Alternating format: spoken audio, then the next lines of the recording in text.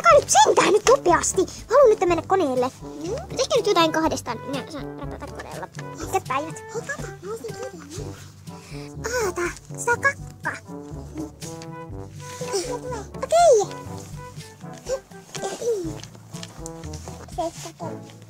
Lapsesta keittoa. Mitä? Niin, aiotko se paistaa meidät? Mitä siinä luki? Näin lapsessa tehdään keittoa. Elikkä syötä heille joka päivä jotain roskaruokaa ja sitten paista ne padassa. Ne ovat hyvin pulleita. Mitä? Ihmeellistä. No niin, nyt tarvitsen sitä kirjaa. Missä se kirja on? Kirja! Nikita ja Klori. Niinpä tietenkin. Pitää hakea heidät tänne. Missäs minun kirjani on? Mikä kirja? Minun kirjani, missä lukee ruokakirjaa. Miten syötetään lapsille hyvää ruokaa? Ei me tiedä.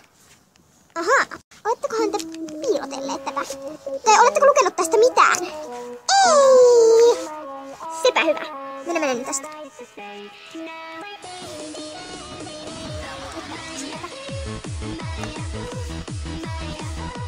Mitä me tehdään, kun me juotaan ruoaksi?